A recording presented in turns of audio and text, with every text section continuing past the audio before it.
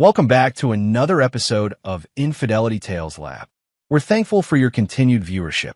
Before we begin, tell us, where in the world are you watching from? We love knowing our global reach.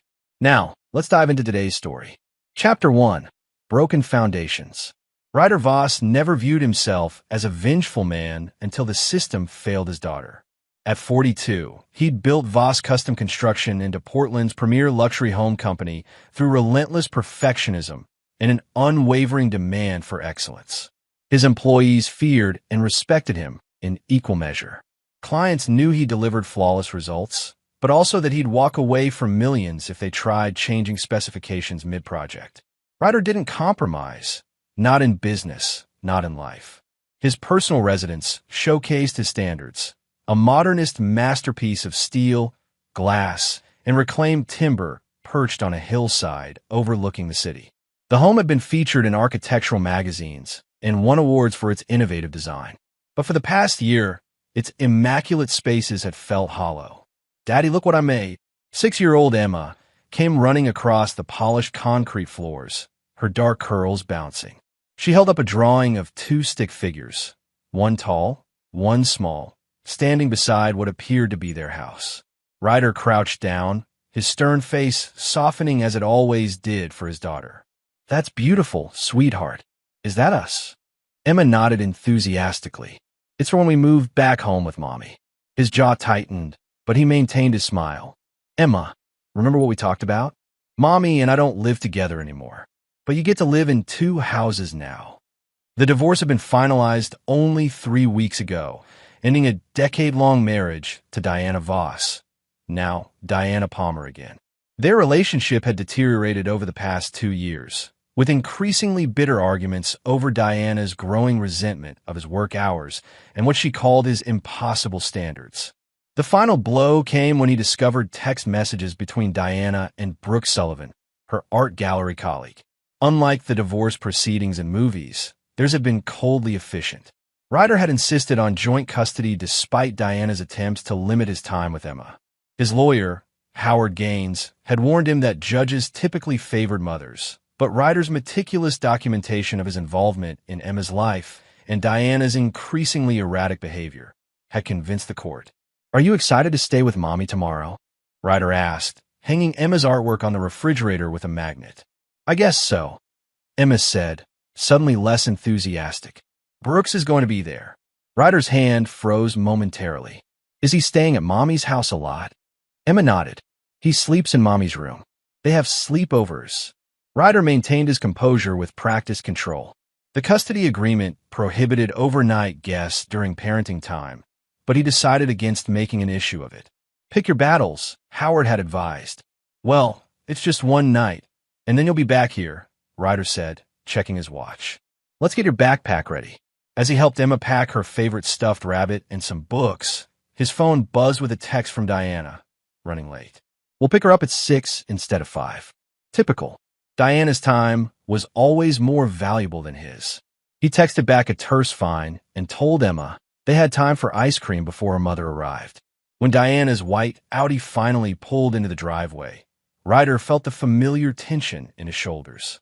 At 38, Diana Palmer remained striking, tall and slender with copper hair that caught the light. She worked as the director of a downtown art gallery, a job that Ryder had once admired for its alignment with her art history degree, but now viewed as little more than an excuse for networking events and champagne. "Sorry I'm late," Diana said without sounding sorry at all. Traffic was brutal. She knelt down to hug Emma. "Ready for our girls' night, sweetie?" Emma nodded hesitantly, clutching her stuffed rabbit tighter. "Her medicines are in the front pocket of her backpack," Ryder said. "She needs the antihistamine before bed, and she's been having some anxiety about school. So, I know how to take care of my daughter." Ryder, Diana cut him off. "We'll be fine." She turned to Emma with a bright smile.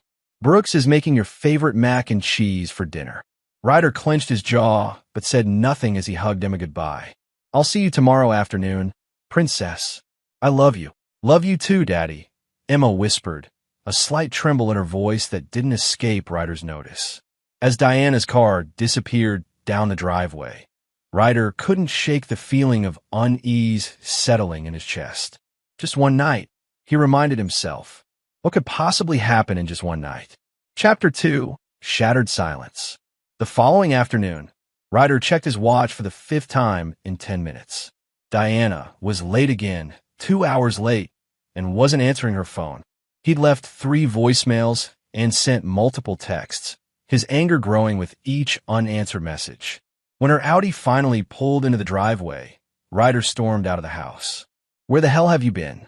You were supposed to be here at 2. Diana emerged looking flustered, her usually perfect appearance slightly disheveled. We lost track of time. Brooks took us to brunch, and then... I don't give a damn about Brooks or brunch, Ryder snapped. We have a custody agreement. 2 o'clock means 2 o'clock. Emma climbed out of the back seat, and Ryder immediately noticed something was wrong. Her eyes were downcast, and instead of running to him, as she usually did, she walked slowly, her small shoulders hunched forward. Emma. He knelt down to her level. Are you okay, sweetheart? She didn't respond or meet his eyes. Alarm bells rang in Ryder's head. What happened? He demanded, looking up at Diana. Nothing happened, Diana said dismissively. She's just tired. We had a late night. Emma, honey, talk to me, Ryder urged gently, but Emma remained silent, clutching her rabbit to her chest. Diana shoved Emma's backpack into Ryder's hands. She's fine, just being dramatic. Look, I've got to go. Brooks is waiting. Before Ryder could respond, she was back in her car and driving away. Inside the house, Ryder tried everything to get Emma to speak. Her favorite snacks, her beloved books, even the promise of a trip to the zoo, but she remained completely silent, responding only with head shakes or nods. When he asked if something bad had happened at her mother's house, tears welled in her eyes, but she only shook her head more vigorously. After an hour of this, Ryder called his daughter's pediatrician, Dr. Winters, who advised bringing Emma in immediately. The examination revealed no physical injuries, but Dr. Winters was deeply concerned by Emma's sudden selective mutism. This is an acute stress response, she explained. Something has triggered this. I'd like to refer you to a child psychiatrist colleague who specializes in trauma.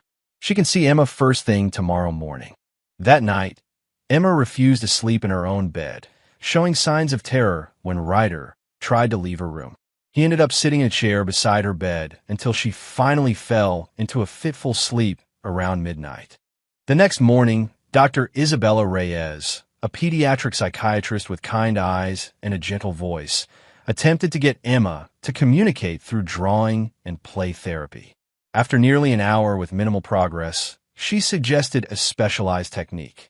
I'd like to try something called video response therapy, Dr. Reyes explained. I'll record a session with Emma alone. Sometimes children find it easier to speak when parents aren't present, especially if what they need to say involves the parent or might upset them. Reluctantly, Ryder agreed, waiting anxiously in the reception area while Emma spent 30 minutes with Dr. Reyes. When the doctor emerged, her expression was grave. Mr. Voss, could I speak with you privately? My assistant will stay with Emma. In her office, Dr. Reyes closed the door. Your daughter did speak during our session, she said, her voice controlled but troubled. She repeated the same phrases several times. I recorded the session, as I mentioned. Would you like to see it?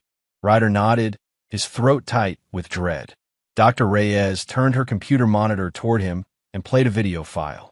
On screen, Emma sat hunched in a small chair, her eyes downcast as Dr. Reyes gently questioned her. Can you tell me what happened that made you stop talking, Emma? The doctor's voice asked from off-camera. Emma's voice, when it finally came, was barely above a whisper. Mommy and Brooks made me promise. They said the red man would hurt Daddy if I told. Who is the red man, Emma? He lives in Brooks's special room. They made me watch him. They made me drink the special juice and say the words. Emma's small fingers twisted in her lap. The red man knows bad things. He knows if I talk. As Emma continued to describe bizarre rituals involving candles, strange symbols, and special juice that made her feel sick and dizzy, Ryder felt the blood drain from his face. Emma described being forced to participate in what sounded like occult ceremonies in a locked room in Brooks's house. where they'd gone after leaving Ryder's home. They said the red man would hurt you if I didn't do what they said, Emma whispered, tears streaming down her face. They said he'd hurt me too if I told anyone. But I don't want to go back there ever. When the video ended, Ryder sat frozen in shock for several seconds before rage exploded through him. I'm calling the police, he said, already pulling out his phone. Dr. Reyes nodded grimly. I'm mandated to report suspected child abuse, which this certainly qualifies as. This sounds like some form of ritualistic abuse, possibly involving drugging her with that special juice. We should get a toxicology panel immediately. Within an hour, Detective Cole Fletcher from the Special Victims Unit was interviewing Ryder while Emma underwent blood tests and a more thorough examination. The detective was a stocky man with prematurely gray hair and eyes that had clearly seen too much. We'll need to question your ex-wife and her boyfriend, Fletcher said after viewing the recording. This could involve anything from psychological abuse to drugging to potential involvement in cult activities. Either way, it's serious. The toxicology results came back that evening, showing traces of both a hallucinogen and a sedative in Emma's system. Detective Fletcher immediately secured an emergency court order suspending Diana's custody and a search warrant for both Diana's house and Brooke Sullivan's residence. We'll execute the warrants tonight, Fletcher assured Ryder. In the meantime, take your daughter home and keep her safe. We'll need her to make a formal statement once a child psychologist from our department is available, but that can wait until tomorrow. As Ryder carried his exhausted daughter to the car, his mind was already calculating what the police might and might not find, and what he would do either way. Because one thing was certain. If the legal system failed to deliver justice for Emma, he would ensure Diana and Brooks paid nonetheless, no matter what it took. Chapter 3: Dark Revelations. The search warrants yielded disturbing, but ultimately inconclusive evidence. At Brooke Sullivan's modernist home in the West Hills, police discovered a locked room in the basement containing occult paraphernalia, black candles, strange symbols painted on the walls, and a large crimson mask mounted on the wall that matched Emma's description of the Red Man. They also found traces of the same substances detected in Emma's bloodstream. At Diana's house, officers discovered journals detailing her growing involvement with what she called alternative spirituality under Brooks's guidance. The writings revealed a woman increasingly alienated from conventional reality, describing awakening latent powers and preparing for ascension. Detective Fletcher explained the findings to Ryder the next morning in his office at the precinct. Sullivan is claiming it's all part of an art installation he's working on. Says he's an experiential artist exploring ritual and myth. And drugging my daughter was what? A performance piece? Ryder asked coldly. Fletcher sighed. They're both denying Emma was ever in that room or given any substances. They claim she must have found her way downstairs while they were distracted and been frightened by the art installation, then made up stories. What about the drugs in her system? Sullivan suggested she might have found something and ingested it herself out of curiosity. It's weak, but their lawyer is already working to create reasonable doubt. Fletcher's disgust was evident. The DA is charging them with child endangerment and possession of controlled substances, but without direct evidence of them administering the drugs. Ryder stood, his tall frame rigid with controlled fury.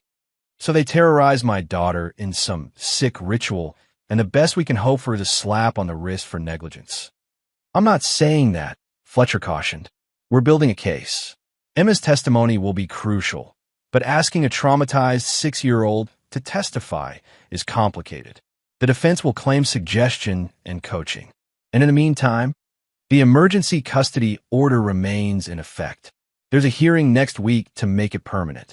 Fletcher hesitated. Sullivan has connections. His art sells to wealthy collectors, including a couple of judges. And your ex-wife's family has influence in this city. This won't be straightforward. Ryder thanked the detective for his candor and left, his mind shifting from shock to calculated rage.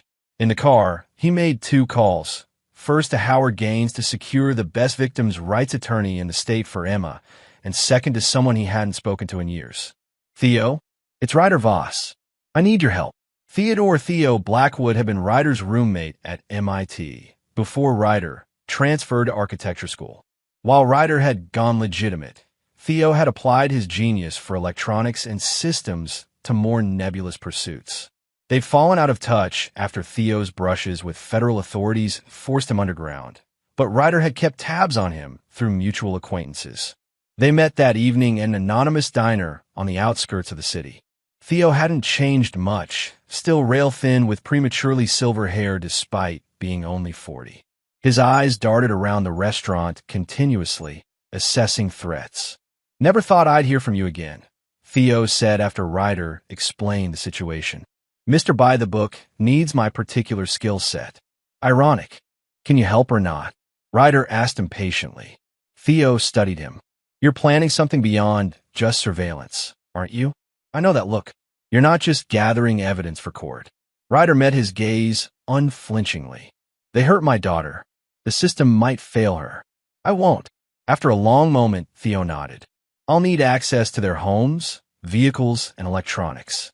And this won't be cheap." "Money isn't an issue," Ryder said dismissively. "But time is. I need to know everything about them. Their routines, secrets, vulnerabilities. Especially Brooks Sullivan. There's more to him than a avant-garde artist. And once you have this information, then I ensure they never hurt another child." 3 days later, Ryder sat in his home office reviewing the preliminary information Theo had gathered. Brooks Sullivan's background was murkier than expected.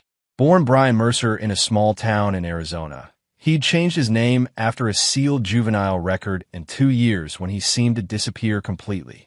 He'd emerged in the Pacific Northwest art scene 7 years ago, quickly gaining a reputation for provocative installations exploring the boundaries of consciousness and consent.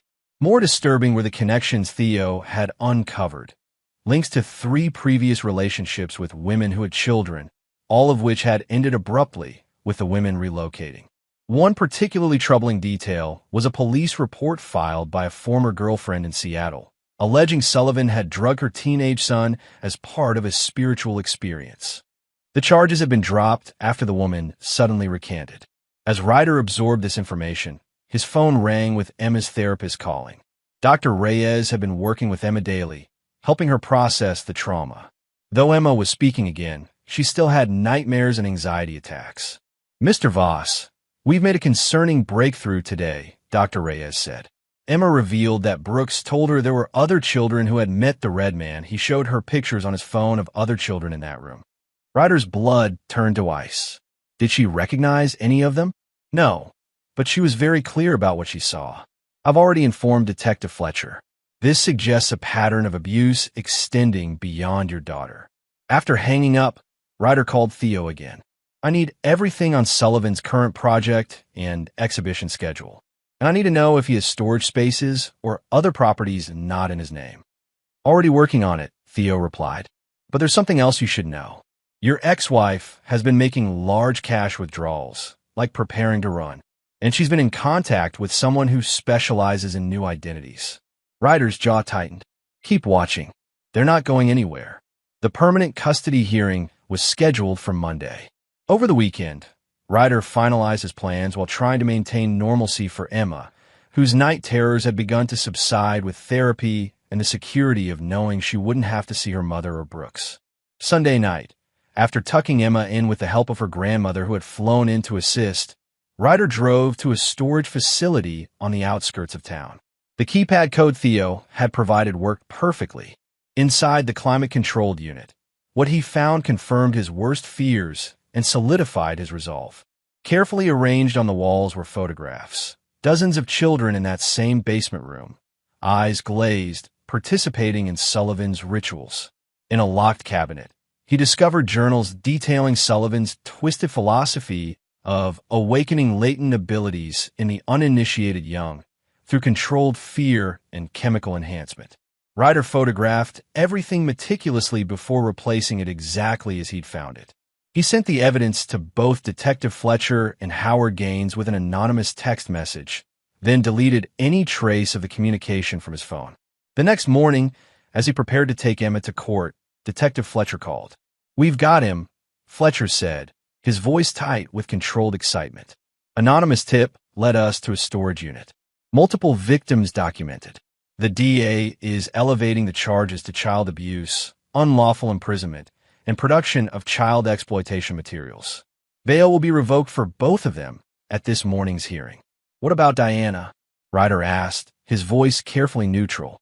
Her journals make it clear she was a willing participant. She may try to claim coercion, but the evidence suggests otherwise. As Ryder hung up, he felt the first piece of his plan fall into place.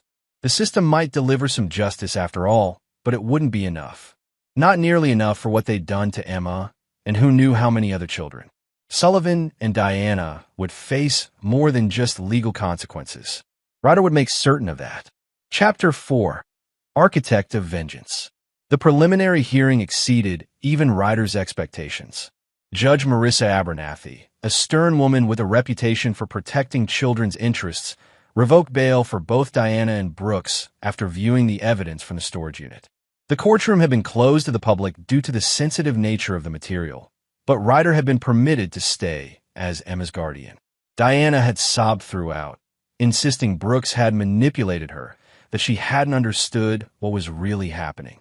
Brooks remained eerily calm, his artist's demeanor never slipping as he watched the proceedings with detached interest, as though he were observing an installation rather than his own legal destruction. After the hearing, Howard Gaines pulled Ryder aside in the courthouse corridor. The criminal case looks solid, but protecting Emma remains our priority. The family court judge has granted your petition for sole custody, with Diana's parental rights suspended pending the outcome of the criminal trial. Suspended, not terminated? Ryder asked sharply. Howard adjusted his wire-rimmed glasses. Termination of parental rights is extremely rare without a parent's consent, even in cases like this. But with the evidence mounting, we'll likely get there eventually. Ryder nodded, already considering how this affected his plans. What about Brooks? Can we get a permanent restraining order? Already filed. The judge will almost certainly grant it at the next hearing. Howard hesitated. Ryder, you have what you wanted. Emma is safe. They're facing serious prison time. Don't do anything that could jeopardize that. Ryder's expression revealed nothing.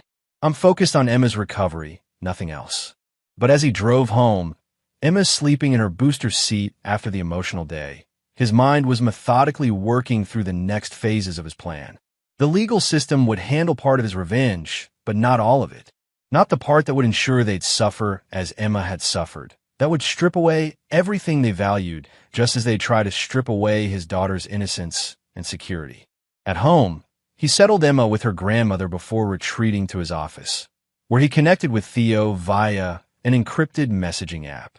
Legal proceedings moving as expected. Time for Phase 2. Theo's response came almost immediately. Surveillance network active. All targets monitored. Financial infiltration complete. Awaiting your signal. Over the past weeks, Theo had deployed an impressive array of technical assets. Every electronic device Diana and Brooks owned had been compromised. Their financial accounts were now accessible. Their communications were monitored. Most importantly, Theo had mapped out their connections, the people and institutions they valued. Brooks Sullivan had built his career on a carefully cultivated image of mysterious brilliance. His art commanded high prices not because of intrinsic value, but because he convinced wealthy collectors that owning his pieces granted entry to an exclusive intellectual echelon. His most valuable asset wasn't talent, but perception. Diana, meanwhile, had leveraged her marriage to Ryder to climb Portland's social ladder, positioning herself as a cultural tastemaker. Her role at the Palmer Gallery, owned by her family, depended entirely on her reputation and connections. Both had something in common. They valued status above all else. This would be their undoing. The next morning, Ryder visited Dr. Reyes to discuss Emma's progress. She's showing remarkable resilience, Dr. Reyes noted, but the trauma runs deep. The rituals they subjected her to were designed to create fear and compliance through disorientation and threat. The hallucinogens they administered have, fortunately, not caused lasting neurological damage, but the psychological impact will take time to heal. Will she need to testify? Ryder asked, dreading the answer. The prosecutor believes the physical evidence in Diana's journals may be sufficient, especially if Diana takes a plea deal. They'll try to spare Emma, if possible. She hesitated. There's something else you should know. Emma mentioned that her mother told her this was all happening because you didn't love them enough that the red man could make you come back to them. Ryder's face hardened. They used my daughter as a pawn to manipulate me? It appears Diana's involvement may have begun as a misguided attempt to regain your attention or affection, which Brooks exploited and twisted to his own purposes. Her journals suggest she became genuinely convinced that these rituals would somehow restore your family. This new information didn't diminish Ryder's resolve. If anything, it strengthened it. Using Emma as a tool to get to him was unforgivable. That evening, after ensuring Emma was settled with her grandmother, Ryder drove to a rented warehouse space where he begun assembling the physical elements of his plan. The large open area was organized with the same precision he brought to his construction projects. Workstations with specialized equipment, materials carefully arranged, and at the center, a scale model of Brooks Sullivan's home. Theo arrived as Ryder was reviewing architectural plans of the house. I've completed the background work on Sullivan's art dealer, Morris Whitfield, Theo reported. He's as dirty as we suspected. Tax evasion, selling forgeries, money laundering for certain collectors. All documented now. And the gallery board members? Each has their own vulnerabilities. I've compiled dossiers. Theo handed over a tablet with detailed files. Are you sure about the scope of this? It goes beyond Sullivan and Diana. Everyone who enabled them shares responsibility, Ryder said without looking up from the plans. Sullivan's art should have been recognized as the disturbed products of a dangerous mind. The gallery that promoted him, the critics who celebrated him, the collectors who funded him, they all contributed to creating the monster who hurt my daughter. Theo studied his friend with concern. This isn't just about protection anymore. This is scorched earth. Ryder finally looked up, his eyes cold. When you find rot in a structure, you don't just patch over it. You tear out completely, down to the foundation, if necessary, or it spreads and destroys everything. Over the next week, Ryder's plan began to unfold with the same methodical precision he brought to his construction projects. Each morning, he would take Emma to school or therapy, being the attentive father she needed. Each evening, after she was asleep, he would execute another phase of his revenge. The first target was Morris Whitfield, Brooks Sullivan's primary dealer. Anonymous packages containing evidence of his financial crimes were delivered simultaneously to the IRS, FBI, and 3 art fraud investigators. Within days, Whitfield's gallery was shuttered for investigation, and the value of Sullivan's existing works plummeted as collectors frantically tried to distance themselves from the scandal. Next came the Palmer Gallery board members. Each received personalized revelations, evidence of infidelity sent to spouses, proof of professional misconduct delivered to business partners, documentation of hypocritical behavior made public. By week's end, 3 had resigned, and Diana's family was scrambling to save the gallery's reputation.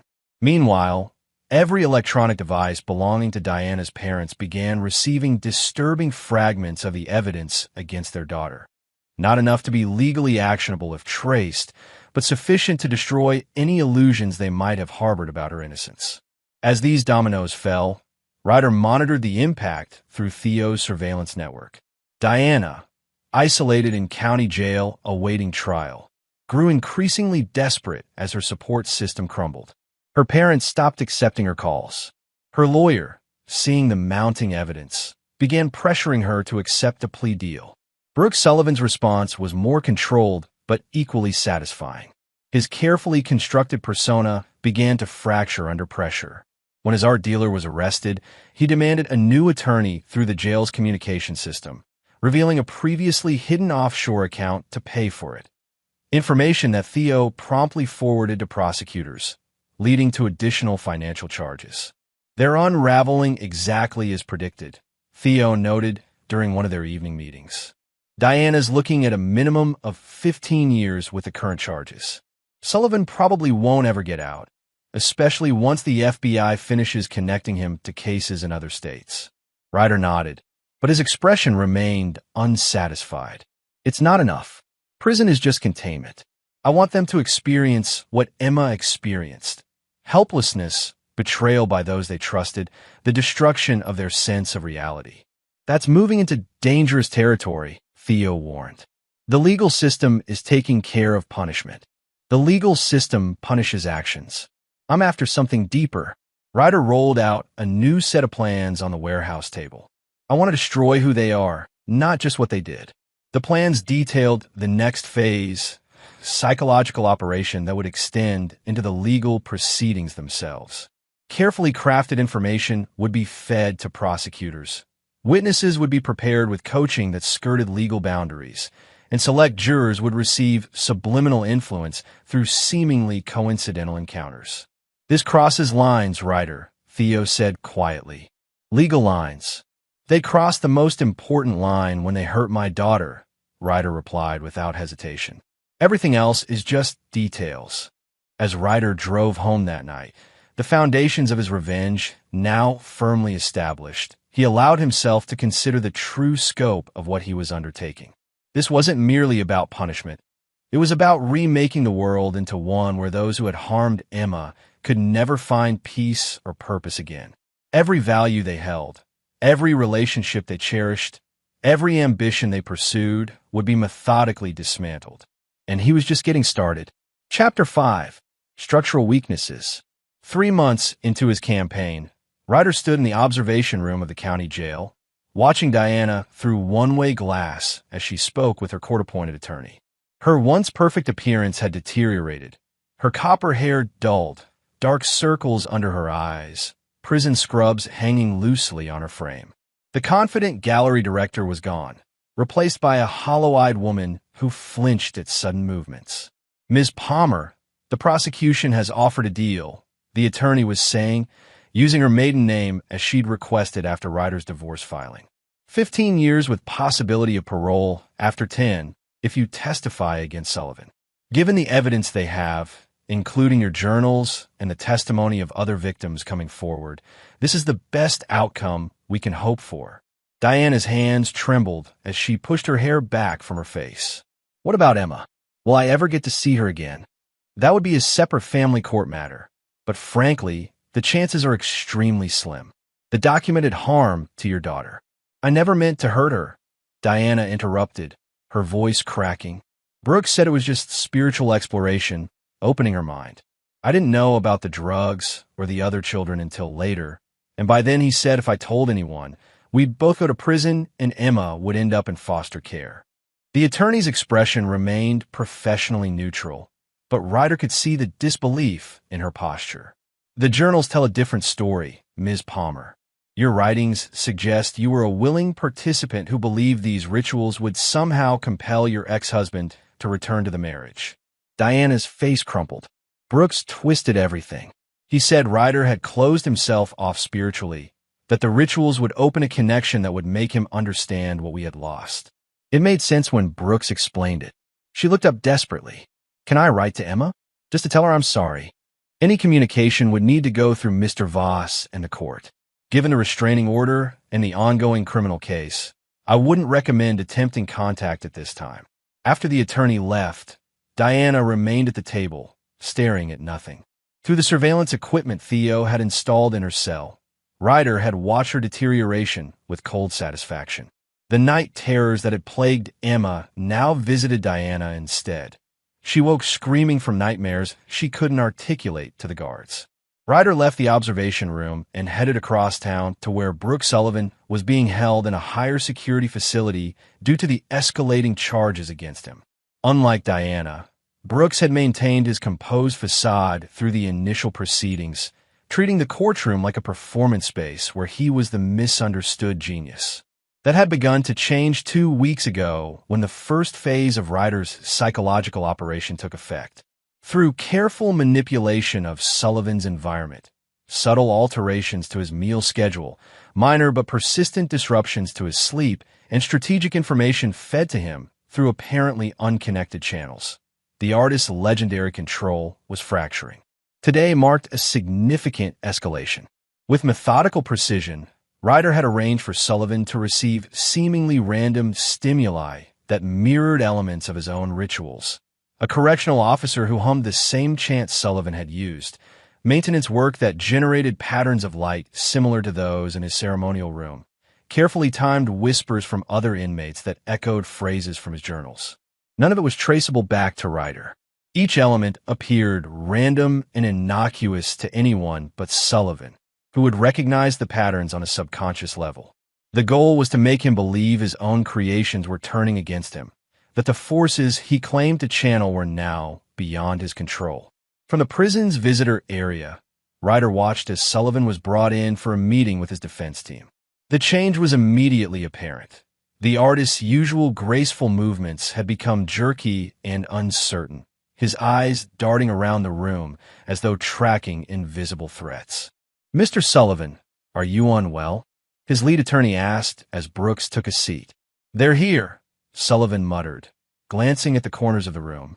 "They followed me from the cell." The attorney exchanged concerned looks with his colleagues. "Who followed you?" Sullivan leaned forward, lowering his voice. "The Watchers. My creations. They're turning against me because I've been contained." He suddenly jerked back, staring at an empty space beside the attorney. "Tell them I haven't revealed the true nature of the work. Tell them I've kept the deeper mysteries hidden." "Mr. Sullivan, I'm concerned about your mental state," the attorney said carefully. "Perhaps we should consider a psychiatric evaluation." Sullivan's eyes narrowed with sudden clarity. "No doctors. They're part of it too." He straightened, visibly forcing himself back to composure. "I'm fine. Just sleep deprivation. The lights in my cell flicker in patterns, specific patterns I recognize. I'll speak to the warden about that," the attorney promised, though his expression remained troubled. "Now, regarding the additional victims coming forward." "They're lying," Sullivan hissed. "Or they've been manipulated. Voss is behind this. He's always been the obstacle to the great work." Ryder felt a surge of satisfaction at hearing his name. Sullivan's paranoia was taking the exact form he'd intended, focusing on Ryder as the orchestrator of his downfall, without any evidence that could substantiate such claims. After leaving the prison, Ryder met Theo at their warehouse headquarters, where new intelligence awaited. "The FBI has connected Sullivan to 3 more cases in different states," Theo reported, displaying documents on a large screen. "They're building a federal case now, which will supersede the state charges. Potential trafficking across state lines elevates this significantly." Ryder nodded approvingly. "And Diana's parents?" "Financial ruin is nearly complete. The gallery is closing next month. Their social standing is destroyed. They've been dropped from every board and committee. The father had a minor heart attack last week." For a moment, Ryder felt a flicker of doubt. Diana's parents, while complicit in enabling her behavior and initially trying to discredit Emma's testimony, were secondary targets. Their destruction was meant to ensure Diana had no support system to return to, no resources to rebuild her life if she ever left prison. "Are we taking this too far?" he asked, surprising himself with the question. Theo studied him carefully. "You're thinking about Emma, aren't you? What'd she think of all this if she knew?" Ryder turned away, looking at the wall where he'd mounted the evidence of what Diana and Brooks had done. The photos, the journal entries, the medical reports documenting the drugs in Emma's system. "Emma will never know the details," he said finally. "But someday she'll understand that there are consequences for harming children, that some actions can't be forgiven. And if the consequences extend beyond the guilty." Ryder's jaw tightened. Everyone in their orbit either actively participated or looked the other way. There were signs, Sullivan's previous relationships, the complaints that were dismissed, the children who were ignored. The gallery promoted his exploration of consciousness, knowing it involved minors. Diana's parents covered up her previous instability. None of them are innocent. That evening, as Ryder helped Emma with her homework, he noticed how much progress she'd made. 6 months after the incident, she was speaking normally again, her nightmares had decreased, and she was making friends at her new school. Dr. Reyes had called her recovery remarkable, crediting both Emma's inherent resilience and the stable, secure environment Ryder had created. "Daddy, can I ask you something?" Emma said as they finished her math worksheet. "Anything, sweetheart." She hesitated, looking down at her pencil. Is Mommy ever coming back? The question sent a chill through him. No, Emma. Mommy did some very bad things, and she has to face the consequences for them. She won't be coming back. Good, Emma said with unexpected firmness. She let the red man hurt me. Ryder gathered her into his arms, holding her tightly. No one will ever hurt you again. I promise. That night, after Emma was asleep, Ryder finalized the most aggressive phase of his plan. The legal system was working as intended, but he wanted more than imprisonment for Brooke Sullivan. He wanted him destroyed in the same way he had attempted to destroy Emma, through fear, disorientation, and a systematic dismantling of his sense of reality. Using Theo's surveillance and infiltration of the prison systems, Ryder had compiled a complete psychological profile of Sullivan. He now understood the man's triggers, his deepest fears, and the foundations of his delusional belief system. Over the next month, each would be exploited through an escalating campaign of psychological warfare. For Diana, the approach will be different. Her growing remorse suggested vulnerability that could be leveraged. Through carefully orchestrated communications that appeared to come from her former friends, gallery clients, and eventually her parents, she would receive a consistent message. Everyone knew she had been willing. No one believed her claims of manipulation, and no one would ever forgive her. As Ryder reviewed the final details with Theo, his friend voiced one last concern. We're breaking them psychologically. This goes beyond justice into something else. They broke my daughter, Ryder replied without hesitation. The difference is that Emma had me to help her recover. They'll have no one. In the morning, the next phase would begin. By the time it was complete, Diana Palmer and Brooke Sullivan would understand exactly what it meant to face Ryder Voss's vengeance. They would never recover, and he would never forgive. Chapter 6. Pressure Points. The federal trial of Brooks Sullivan began 11 months after Emma's traumatic night. The intervening time had transformed the case from a local scandal to a national news story as the full scope of Sullivan's activities emerged. 7 other children had been identified as victims, spanning 3 states over 5 years. In each case, the pattern was similar. Sullivan targeted single mothers with artistic interests, gradually isolated them from their support networks, then introduced them to his spiritual practices that eventually involved their children. Ryder sat in the courtroom each day, his face impassive as testimony unfolded. Emma had been spared testifying in person. Instead, a recorded interview conducted by a child psychologist was presented to the jury. The other victims' testimonies, however, were devastating in their consistency. The same basement room, the same red mask, the same drugged ceremonies. Throughout the proceedings, Sullivan's behavior grew increasingly erratic. His initial composed arrogance had given way to paranoid outbursts. He fired his legal team twice, claiming they were compromised by outside forces.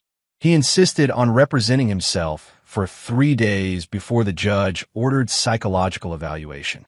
When court-appointed psychiatrists examined him, Sullivan alternated between lucidity and ranting about interdimensional interference and entities that had betrayed him.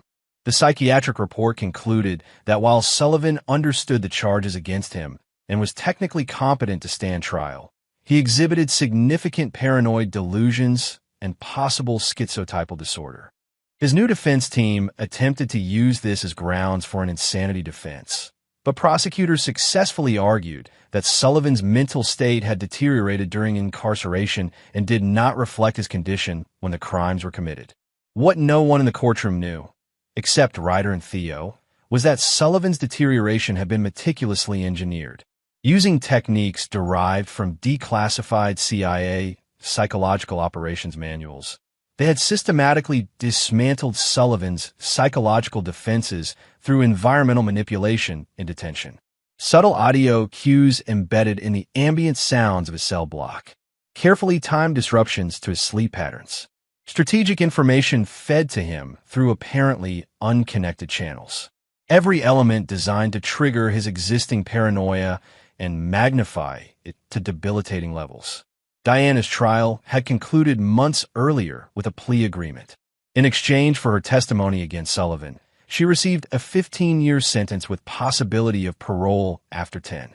Her courtroom appearance at Sullivan's trial marked the first time Ryder had seen her in person since their initial custody hearing. She had aged a decade in a single year. Her testimony was a halting confession of how she had allowed Sullivan to involve Emma in their rituals, believing his claims that it would create spiritual connections that would heal their broken family. When asked why she hadn't stopped it when Emma became distressed, Diana broke down. "I was afraid," she sobbed. "Not just of Brooks, but of what I'd become. I couldn't face what we were doing, so I told myself it was spiritual awakening instead of abuse. I have no excuse. I failed my daughter in every possible way." Her apparent remorse made no impression on Ryder. Through Theo's surveillance, he knew that Diana's prison conversion was largely self-serving, an attempt to position herself for earlier parole and possibly eventual contact with Emma. The tears might be real, but they were tears of self-pity, not genuine remorse for the harm she'd caused. After Diana's testimony, as she was being led from the courtroom, her eyes met Ryder's. He allowed a cold smile to touch his lips, the first acknowledgement he'd given her presence. The message was clear: "I'm watching you suffer, and I'm enjoying it." The color drained from her face as she was escorted out. That evening, Ryder received a call from Detective Fletcher, who had remained involved in the case as it expanded to federal jurisdiction. "Sullivan's going down hard," Fletcher said without preamble. "With the additional victims and evidence, the prosecutor is confident of multiple consecutive life sentences. But I want to give you a heads up about something else." "What is it?" Ryder asked, stepping away from where Emma was playing with her new therapy dog, a gentle golden retriever named Buddy that Dr. Reyes had suggested to help with her ongoing recovery. "Sullivan's been making claims about you to anyone who'll listen. Says you're some kind of mastermind who's orchestrated a campaign against him. Says you've been sending psychic attacks and manipulating his environment in detention." Ryder's tone remained calm. "Sounds like the ramblings of a guilty man trying to create reasonable doubt." "That's how everyone's taking it," Fletcher agreed. "But I know you, Voss. You're methodical. If someone hurt your kid, you wouldn't just trust the system to handle it." After a pause, Ryder asked, "Are you accusing me of something, Detective?" "No," Fletcher said carefully. "And I don't want to know if there's anything to know. Sullivan hurt your daughter, and God knows how many other kids. As far as I'm concerned, whatever mental hell he's experiencing now is justified. Just be careful. Federal investigators have different priorities than local cops like me." After hanging up, Ryder called Theo and relayed the conversation. "We need to accelerate the final phase," Theo advised. "Sullivan's making too much noise about you specifically. It's time to redirect his paranoia toward more generalized targets." The final phase of Ryder's plan was already prepared, a comprehensive campaign to ensure that even if Sullivan somehow avoided a life sentence, he would remain a broken man. Every aspect of his identity had been systematically targeted, his artwork mysteriously disappearing from collections or being destroyed in accidents, his artistic legacy erased through negative reappraisals and exhibition cancellations, and his financial resources drained through hidden legal maneuvers. Most devastating was the planned destruction of his belief system. Sullivan's journals revealed a complex personal mythology about his artistic gifts being connected to entities he called the Watchers. Through careful manipulation, Ryder and Theo had created the illusion that these entities had turned against him, that his own mythology was consuming him from within. "We'll proceed tonight," Ryder decided. "Make sure the prison systems are fully compromised." The next day, as Sullivan was escorted into court, the change was immediately apparent. Gone was the manic energy of previous days, replaced by a hollow-eyed emptiness. He moved mechanically, responding to his attorney's questions with single-word answers or not at all. When called to the stand to testify in his own defense, against his lawyer's advice, Sullivan stared vacantly at the courtroom before speaking in a flat monotone. "The Watchers have withdrawn their protection," he said. "The Red Man has turned against his creator. I accept the judgment of greater powers." His attorney attempted to have him declared incompetent, but the judge ruled that the trial would proceed. Sullivan offered no further defense, sitting silently as the prosecution presented its closing arguments. The jury deliberated for less than 4 hours before returning a verdict of guilty on all counts. At sentencing 3 weeks later, Sullivan received multiple life sentences without possibility of parole. As the judge read the sentence, Sullivan looked directly at Ryder and nodded once, as though acknowledging a worthy opponent. That small gesture of recognition, the only indication that Sullivan understood who had truly orchestrated his downfall, gave Ryder more satisfaction than the sentence itself.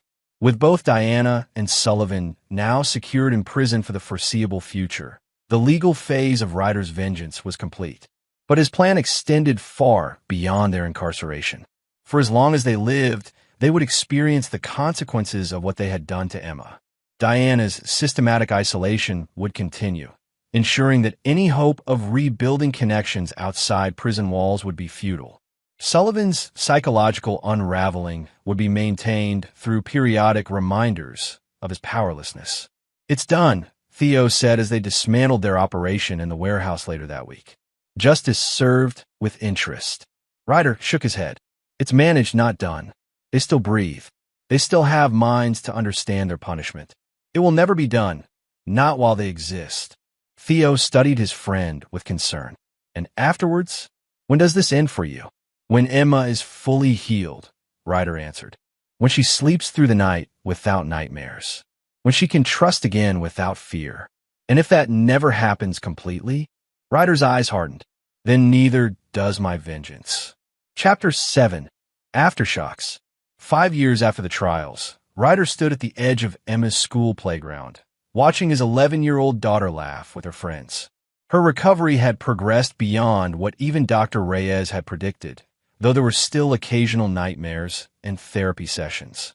Emma had developed into a confident, creative child with her father's determination and an emotional resilience forged in trauma's fire. "She's doing remarkably well," said Dr. Reyes, who had joined Ryder for this milestone visit. Emma's first full week without any anxiety attacks or flashbacks since the incident. "You've given her the stability and security she needed to heal." Ryder nodded, his expression softening as he watched Emma organize her friends into some complex game of her own invention. "She still asks about Diana sometimes. That's natural. No matter what Diana did, she's still Emma's mother biologically. How do you handle those questions?" "I tell her the truth in age-appropriate ways. That her mother did terrible things that hurt Emma and other children, that she's in prison as consequence of her choices, and that she can't be part of our lives." Dr. Reyes nodded approvingly. "And she accepts that?" "For now. I expect more difficult questions as she gets older." Later that evening, after Emma was asleep, Ryder connected to the secure network Theo maintained for their ongoing operations. Though the intensive phase of their campaign had ended with the sentencing, Ryder insisted on regular monitoring of both Diana and Sullivan. The reports were satisfying. Sullivan had been transferred to a federal psychiatric prison after a complete mental breakdown 2 years into his sentence. Diagnosed with paranoid schizophrenia exacerbated by the stress of incarceration, he now spent his days in a medicated haze, occasionally creating disturbing artwork that the prison psychiatrists analyzed for signs of his mental state. The once celebrated artist had become a case study in criminal psychopathology. Diana's situation was equally grim in different ways. Her attempts at rehabilitation, participating in prison education programs, joining support groups, writing letters of apology to victims' families, all returned unopened at Ryder's arrangement, had gained her positive reports from prison counselors. But each time her case came up for review, new evidence of her continued danger to children mysteriously appeared, ensuring her parole applications were rejected. What she didn't know was that Ryder had ensured she would serve every day of her 15-year sentence, regardless of behavior. The parole board members, the prison administrators, even her court-appointed therapist, all had been subtly influenced through Theo's network of information control. Some had received anonymous documentation of Diana's crimes that wasn't included in the official record. Others had been professionally connected to individuals who emphasized the heinous nature of her offenses in seemingly casual conversations. Most devastating to Diana was the complete severance of all previous relationships. Her parents had died in a car accident 2 years after her sentencing, a genuine tragedy that Ryder had neither caused nor prevented. Her former friends and colleagues had been systematically alienated through strategic information releases about her willing participation in the abuse. By the 5-year mark of her incarceration, Diana Palmer received no visitors and no mail except formal legal communications. The isolation had taken its toll. Prison psychologists noted increasing depression and anxiety, though she maintained a facade of rehabilitation and remorse. Through surveillance, Ryder knew she cried herself to sleep most nights, clutching a worn photograph of Emma that she had somehow managed to keep. Monthly monitoring reports are consistent, Theo noted in his latest update. Sullivan remains in psychiatric containment with no improvement. Diana continues her rehabilitation narrative, but psychological assessments show deteriorating mental health under her compliant surface behavior. Ryder nodded with satisfaction. And the contingencies? Still in place. If either is ever released, Protocol Omega activates automatically. Protocol Omega was their final fail-safe, a comprehensive system designed to ensure that even if Diana or Sullivan somehow secured early release, they would find no peace or security in the outside world. Employment records would be mysteriously corrupted. Housing applications would be flagged. Financial opportunities would dissolve inexplicably. Technology around them would malfunction in subtle, maddening ways.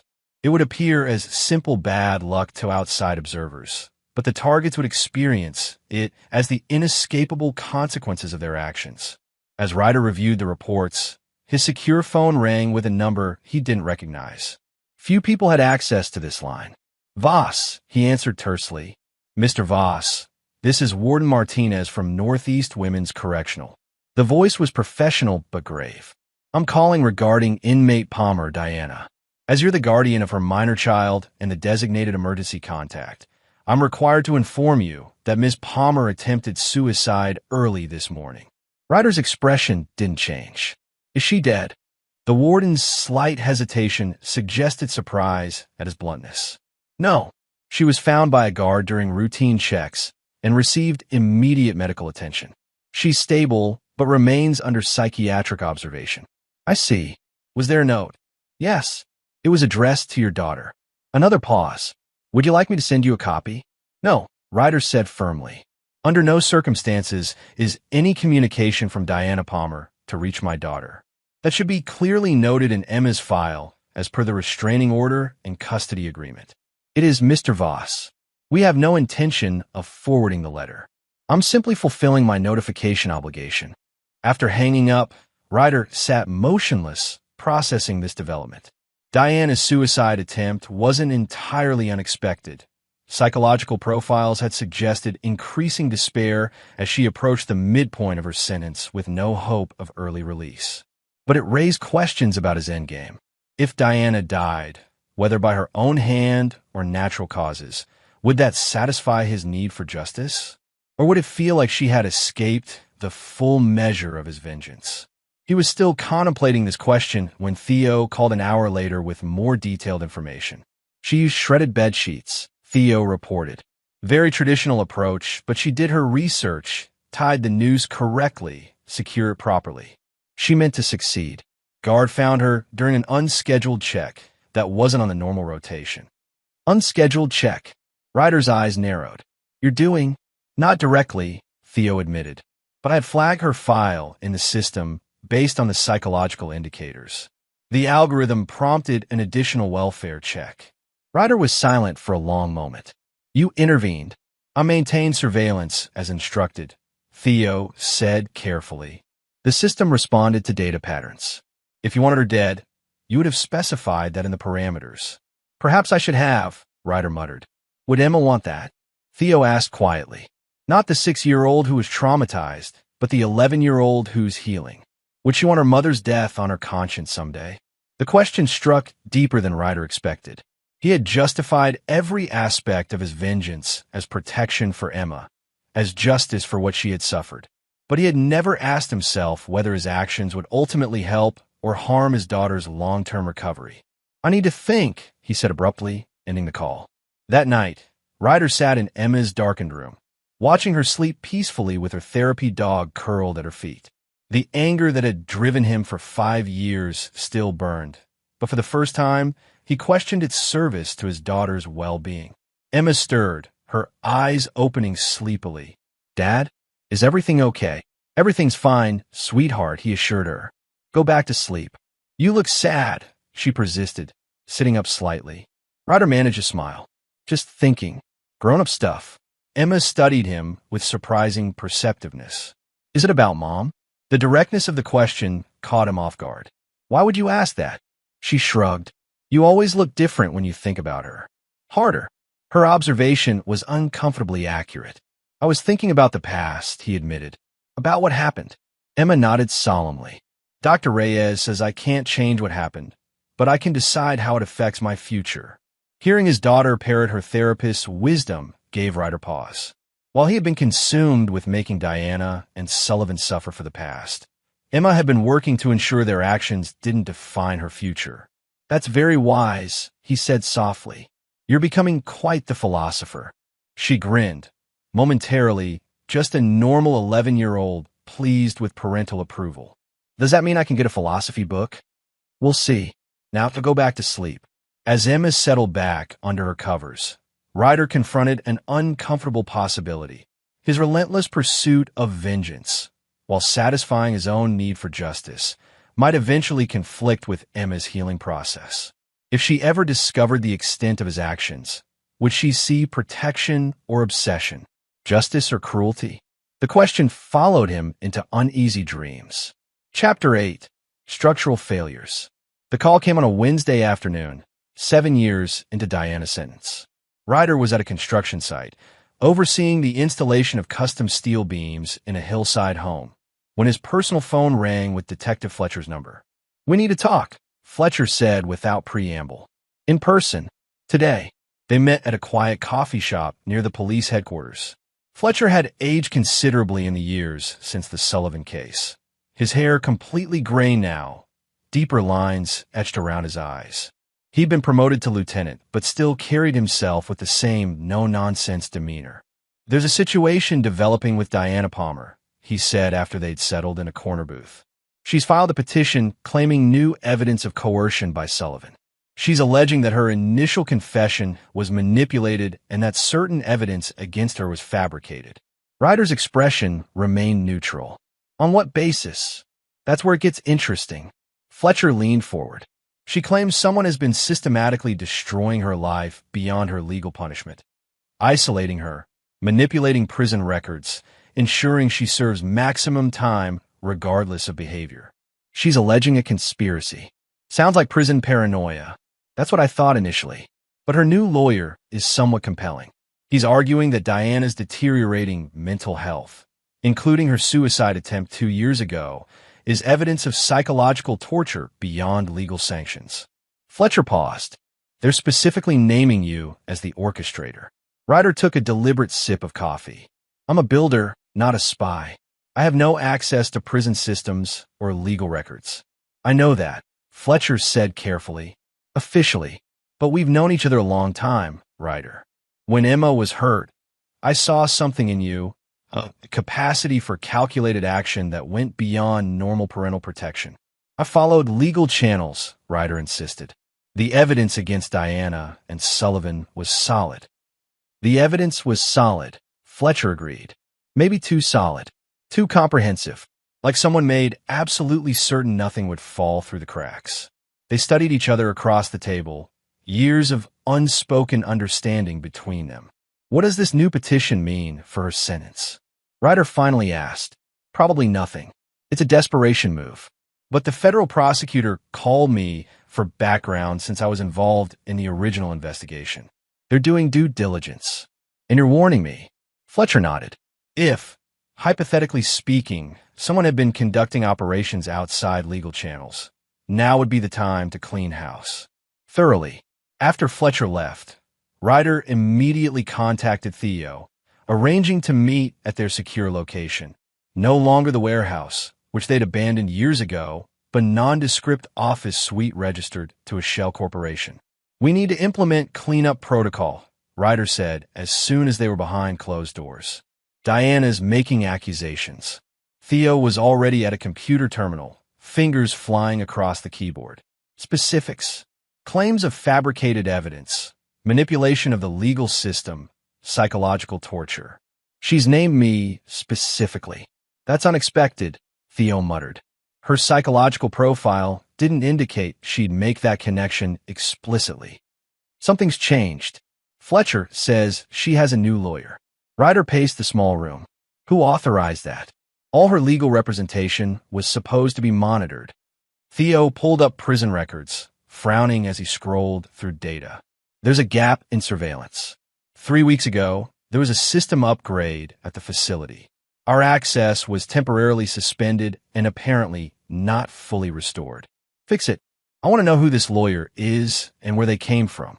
Within an hour, Theo had answers that only deepened the mystery. The lawyer is Benjamin Whitaker, previously with the Innocence Project. Specializes in wrongful convictions and prosecutorial misconduct. No obvious connection to Diana or Sullivan. How did he get involved? That's where it gets concerning. Theo displayed a series of communications on a large monitor. Someone sent him detailed documentation about Diana's case, suggesting patterns of evidence manipulation and witness coaching. The materials reference specific dates and documents that shouldn't be public knowledge. Ryder's eyes narrowed. Someone with inside information. It appears so, and there's more. Theo pulled up another screen. Whitaker has filed discovery motions requesting access to communication records between investigators and witnesses, specifically looking for evidence of coordination that went beyond normal case preparation. Can he get those? Some of them, yes. And while our operational security was tight, if they dig deep enough and in the right places, there could be traces. Ryder considered their options. The cleanup protocol would erase most digital evidence of their operation, but there were always risks with human elements. People who might remember unusual questions or requests, financial transactions that could be traced if someone knew exactly where to look. Activate full containment, he decided. Erase everything, then trace the source of the leak. Someone provided information to this lawyer, and I want to know who. As Theo implemented the digital purge, Ryder made another call to Howard Gaines, who had remained Emma's legal advocate through the years. I need information on a lawyer named Benjamin Whitaker, Ryder explained after minimal pleasantries. He's representing Diana Palmer in some kind of appeal or petition. Whitaker. Howard sounded surprised. He's not a criminal appeals specialist. He focuses on systemic judicial reform and cases involving scientific evidence misapplication. Very respected, not the type to take on a clear-cut child abuse case without substantial reason. Could someone be financing this?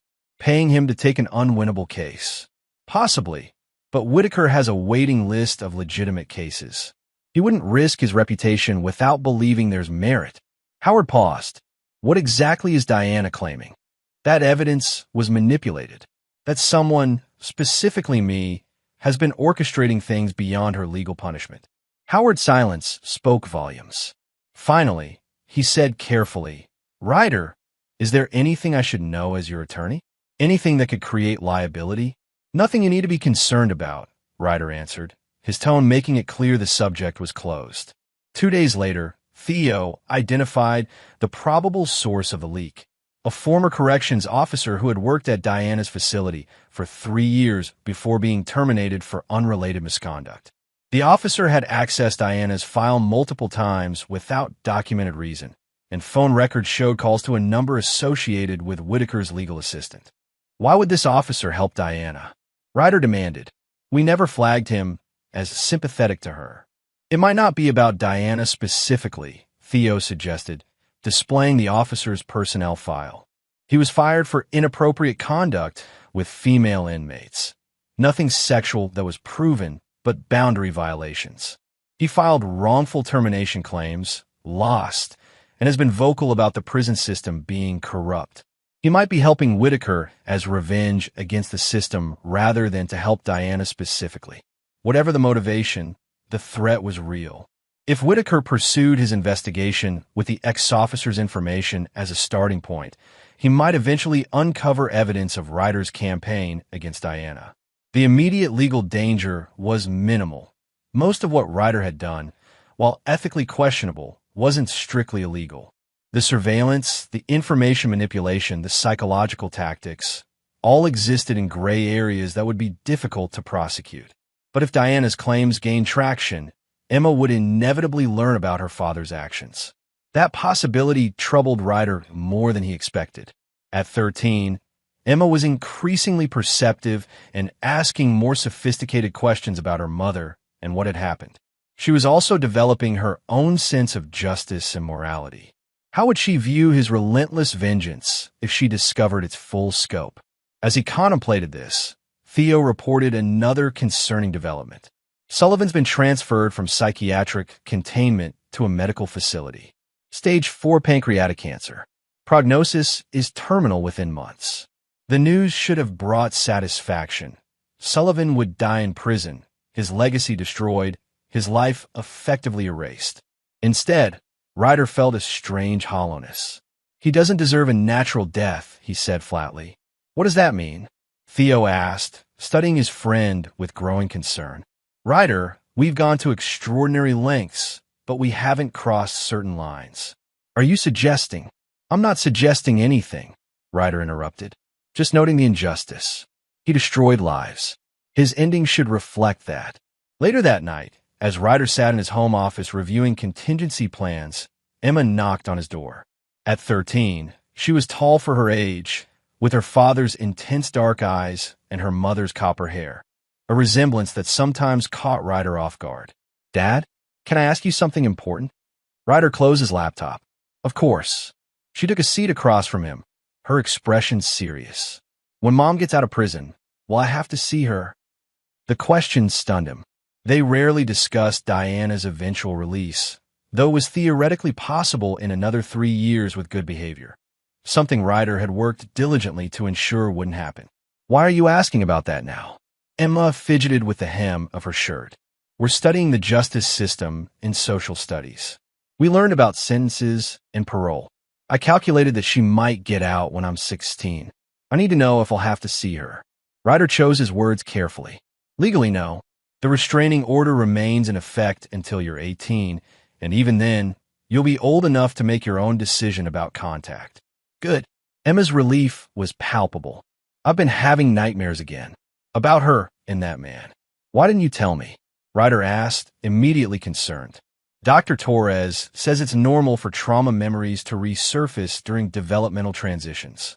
Emma shrugged with forced casualness. Adolescence triggers stuff. It's fine. The mature way she discussed her trauma sometimes unnerved Ryder. She had the vocabulary and concept from years of therapy, but he worried about the emotional reality behind the clinical terms. Is there something specific triggering these nightmares? He pressed. Emma hesitated. I found something online. About Mom. Ryder tensed. What did you find? An article about her suicide attempt. It said she left a letter for me. Emma looked directly at him. Did she?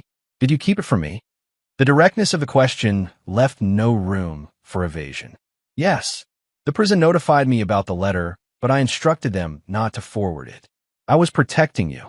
I want to see it. Emma, that's not a good idea. Your mother is manipulative. Anything she wrote would be an attempt to... I'm not 6 anymore, Dad.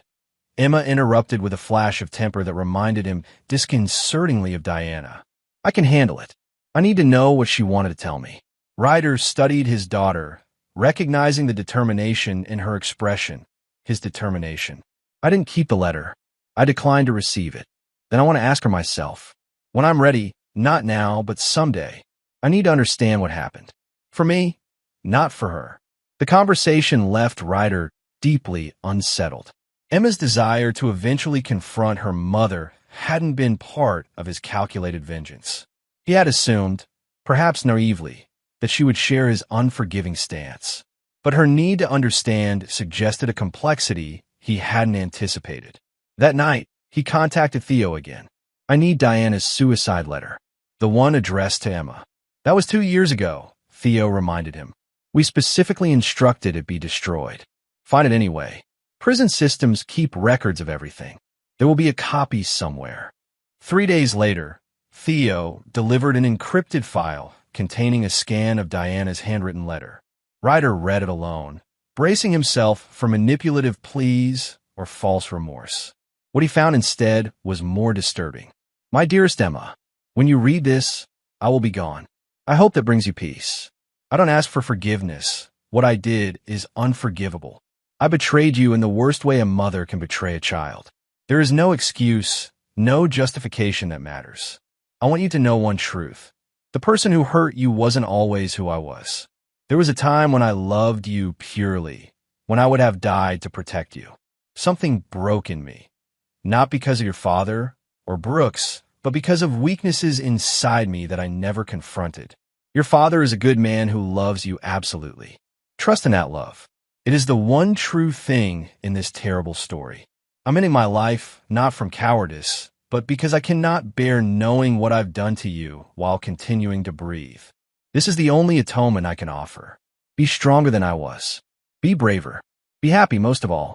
A mother who loved you, even when she failed you completely, Diana. The letter shook Ryder more than he expected. There was no blame, no justification, no attempt to manipulate. Only raw acknowledgement of guilt and a final surrender. For years, he had nurtured his image of Diana as calculatingly evil, as fundamentally corrupt. This glimpse of genuine remorse complicated that narrative uncomfortably. As he contemplated whether to share the letter with Emma, his secure phone rang with a call from Detective Fletcher. Sullivan's dead, Fletcher said without preamble. Cancer took him faster than expected. Before he died, he made a full confession, adding details about cases we didn't even know about. Good, Ryder said, though he felt strangely empty at the news. There's something else. In his final statement, he specifically exonerated Diana from full knowledge of what was happening. Said he systematically drugged her too, that she was as much a victim of mind control as the children in some ways. You can't possibly believe that, Ryder snapped. Her journals were written while under the influence of the same substances he gave the kids, according to toxicology reports we've re-examined. Look, I'm not saying she's innocent. She made choices, terrible ones. But Sullivan's final confession paints a more complex picture. After hanging up, Ryder sat motionless, confronting the possibility that his vengeance against Diana, while not unjustified, might have been disproportionate to her moral culpability. If she had indeed been manipulated through the same drugs and psychological techniques Sullivan used on the children, albeit to a lesser degree. For the first time in 7 years, Ryder felt the certainty of his righteous vengeance waver. Chapter 9. Final Inspections. Emma's 14th birthday fell on a perfect June day, the kind that showcased Portland's natural beauty in its full glory. Ryder had organized a small celebration at their home. Just Emma's closest friends, her grandmother from his side of the family, and a few of the adults who had supported her recovery over the years, including Dr. Torres and Detective Fletcher, now retired but still a presence in their lives. As Ryder watched his daughter laughing with her friends, the lingering shadow of Diana and Sullivan seemed momentarily lifted. Emma was thriving academically, had developed a passion for photography, and was showing interest in architecture that secretly pleased Ryder. The trauma would always be part of her story, but it no longer defined her daily existence. Midway through the party, Ryder's phone vibrated with a message from Theo, federal investigators interviewing prison staffery, DP suicide attempt. Whitaker pushing conspiracy theory. Call when private. The message cast a shadow over the celebration, but Ryder maintained his composure, waiting until the party wound down before secluding himself in his office to call Theo. How serious is this? He asked without preamble. Concerning, Theo admitted. Whitaker has managed to interest a Justice Department investigator in reviewing Diana's treatment. He's specifically focusing on patterns that suggest external manipulation of her prison experience. Can they trace anything to us? Not directly. Our operational security was tight. But they're asking questions that indicate they're following the right threads. If they keep pulling, the implication hung between them. While most of their actions existed in legal gray areas, some aspects, particularly the access to sealed records and certain surveillance activities, crossed lines that could have legal consequences. What's motivating this investigator? Ryder asked. Why pursue such a tenuous case? That's the interesting part, Theo replied. She has a history of investigating psychological torture allegations in domestic prisons. She's building a career case around systemic abuses. Diana might be a vehicle for her larger agenda. More concerning was the timing. In another year, Diana would be eligible for her first parole hearing. Under normal circumstances, given her crime and the high-profile nature of the case, her chances would be minimal. But if she could position herself as a victim of an elaborate revenge conspiracy, the narrative might shift enough to create sympathy. We need to contain this, Ryder decided. Not by erasing evidence that would only validate their suspicions, but by redirecting the investigation. Can we create alternate explanations for the patterns they're noticing? Possibly, Theo said cautiously. But Ryder, maybe it's time to consider whether this campaign has run its course. Sullivan is dead. Diana has served 7 years of a 15-year sentence. Emma is healing. How much more vengeance is necessary? The question struck at the foundation of Ryder's 8-year mission. When Emma was traumatized, his response had been absolute and uncompromising. Those responsible would suffer completely, without limitation or forgiveness. But now, with Sullivan dead and new questions about Diana's level of culpability, the clarity of his purpose had blurred. I need to think, he said finally. After hanging up, Ryder found himself drawn to Emma's photography displayed throughout the house. Images capturing beauty in unexpected places, light and shadow playing across urban landscapes. Her artistic eye was undeniable, a gift she might have inherited from her mother, but had developed in her own distinct direction. Emma found him studying a particular photograph, an abandoned building with sunrise illuminating its broken windows, somehow conveying hope rather than desolation. Do you like that one? She asked, coming to stand beside him. It's my favorite from the Downtown series. It's remarkable, he said honestly.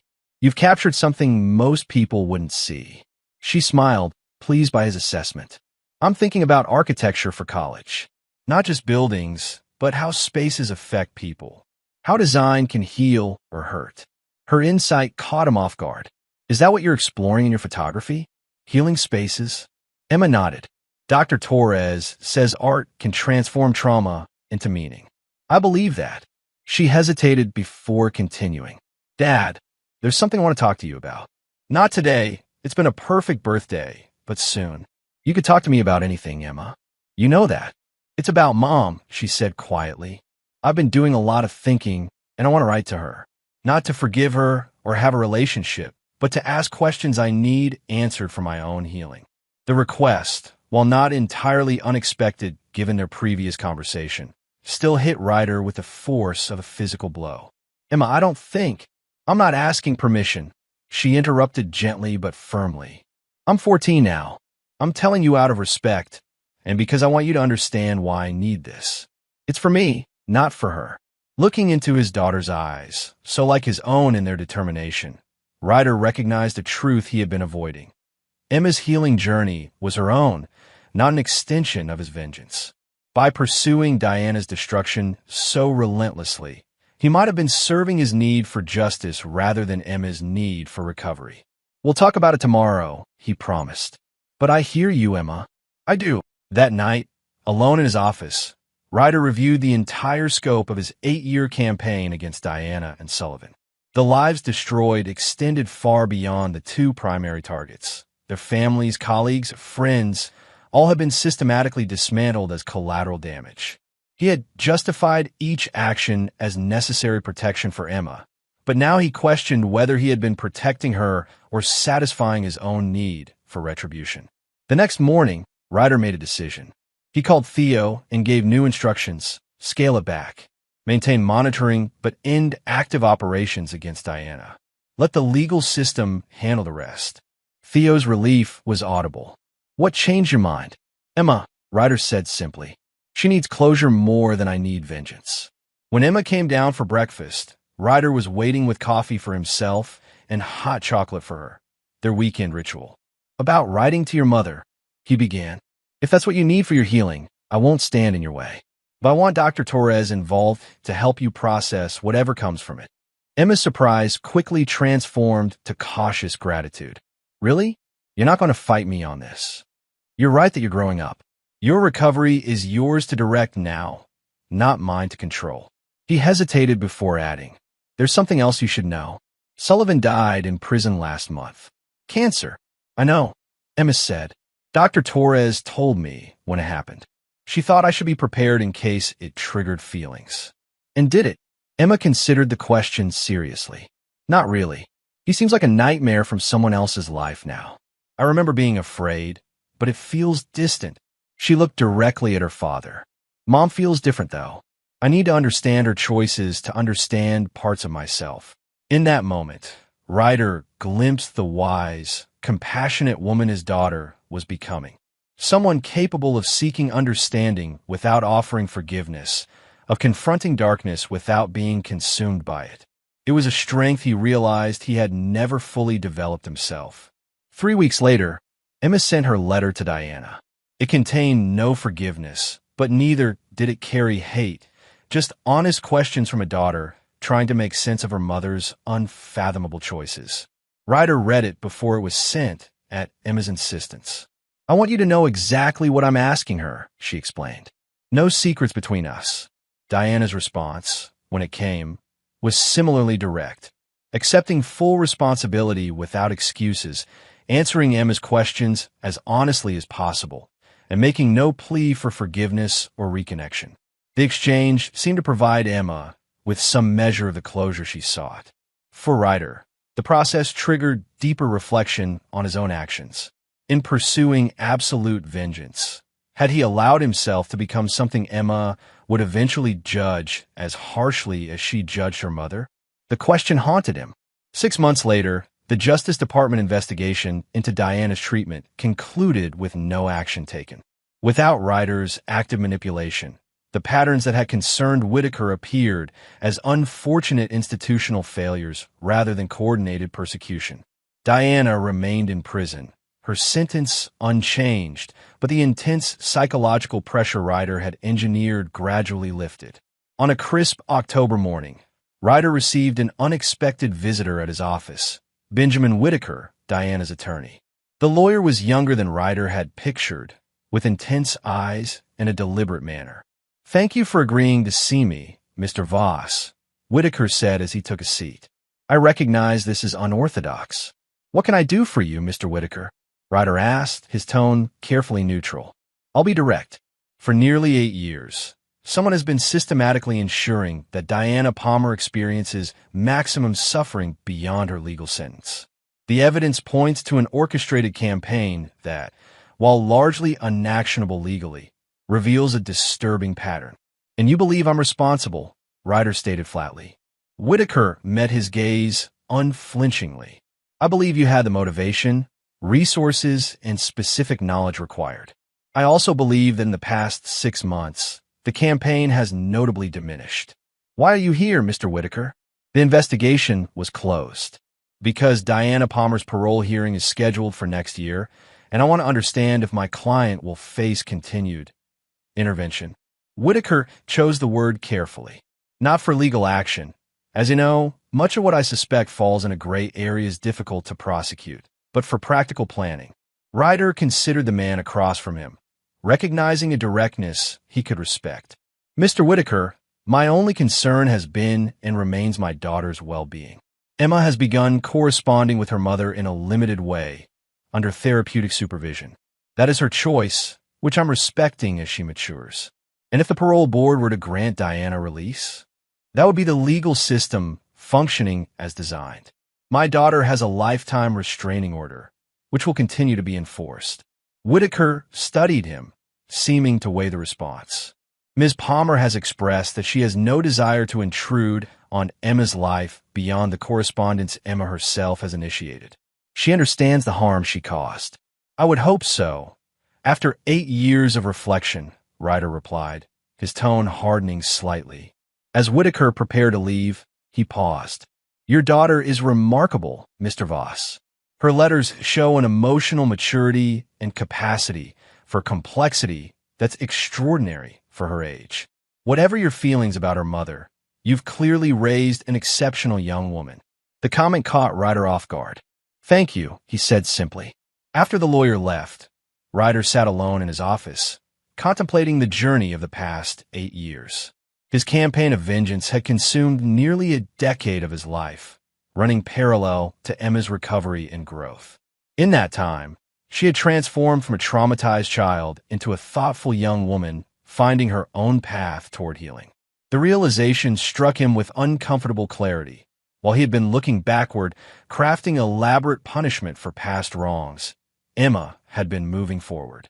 Her resilience wasn't built on vengeance, but on the harder work of understanding, processing, and ultimately integrating her trauma into a life still capable of beauty and meaning. That evening, Ryder called Theo with his final instructions regarding Diana Palmer: "End all operations permanently. No contingencies, no monitoring, nothing. It's over." "Are you sure?" Theo asked, surprise evident in his voice. "Yes," Ryder said with finality. "Emma doesn't need my vengeance anymore. She may never have needed it at all." In the years that followed, Ryder maintained his uncompromising stance in business and his protective vigilance over Emma, but the consuming fire of vengeance gradually cooled. When Diana was eventually granted parole after serving 12 years, Ryder made no move to intervene, either legally or through the shadow methods he had once employed so relentlessly. Emma, by then 18 and preparing for college, continued her limited correspondence with her mother, but never sought direct contact.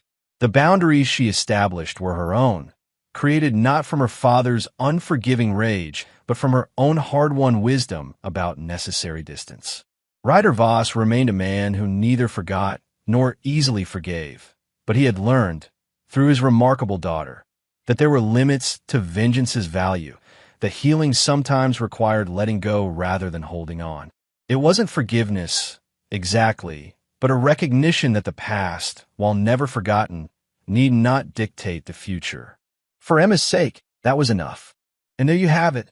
Another story comes to an end. What did you think? I'd love to hear your thoughts in the comments below. If you enjoy this story, consider joining our community by subscribing. It means the world to us. For more stories like this one, check out the recommended videos on screen, and I'll see you there.